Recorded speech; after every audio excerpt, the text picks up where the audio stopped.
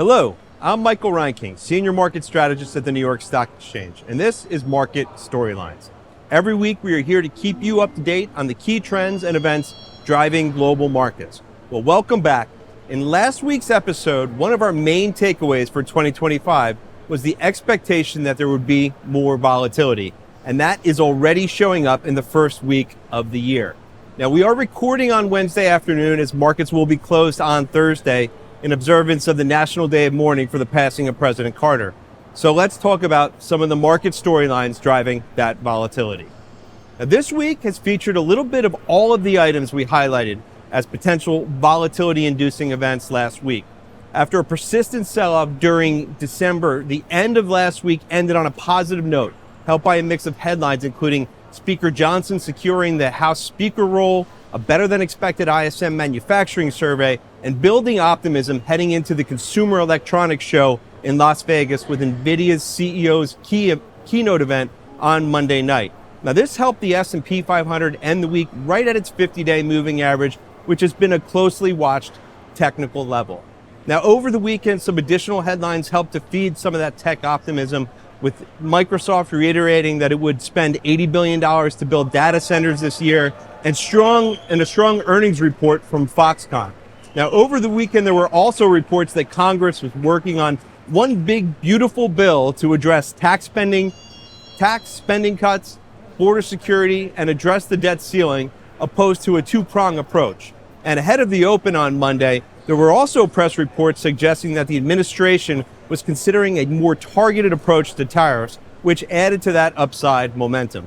But President Trump quickly took to the airwaves, calling that report fake news, which took the wind out of the sails of the broader tape. Now, at the same time, Treasury yields continued the recent move higher, with the 30-year yield clearing its 2024 high around 4.85%, and the 10-year yield approaching last year's high around 4.7%.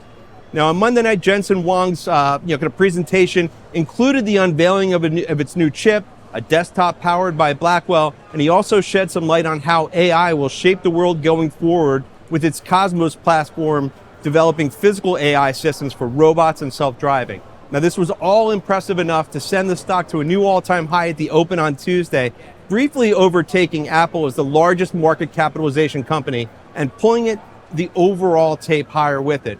But there was a bit of the sell the news response after the open, which started to weigh on the overall tape. However, the real downside momentum kicked in after the day's economic data was released and sent Treasury yields sharply higher again. The JOLTS jobs opening came in ahead of expectations, jumping back to 8.1%, which is about 10% higher than the September trough, which was just below 7.4 million. But it was the prices component with the ISM services that sent chills down the spine of traders and sent Treasury yields higher again. The S&P 500 reversed nearly 2% from its intraday high to end the session down 1%, while NVIDIA fell about 8.5% from its high. Now, today has also been a choppy day, with traders remaining hyper-focused on global yields. Yields in the UK jumped over 10 basis points ahead of the US Open, with clearing their 2023 highs, which is the equivalent of over 5% for US Treasuries, and that kind of weighed on futures early in the session. However, a mix of kind of somewhat dovish Fed commentary and the FOMC minutes this afternoon, labor market data continued to point to a slowdown in hiring and wages, and a successful 10 and 30-year auctions over the last 2 days have helped Treasury yields back off slightly from the highs, and equities have stabilized today. But traders are waiting with bated breath for Friday's BLS Employment Report. Economists are looking for about 150,000 jobs to have been added to the economy, down from 227,000 last month, but be on the lookout for some revisions. Now, the unemployment rate and wages are both expected to hold steady at 4.2% and 4% respectively. And from a market perspective, a somewhat softer number would probably be well received, as it might help slow the Treasury selling. But if there is a weaker number and yields continue to march higher, that would probably be the worst mix, suggesting that the bond vigilantes have awoken from their slumber and are willing to push Washington to make meaningful progress on spending cuts and growing fiscal deficits.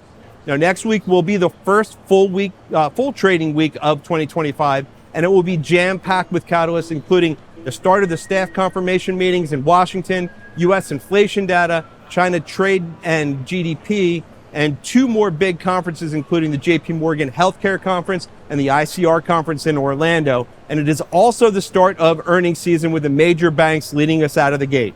And once again, thank you for spending some time with us today.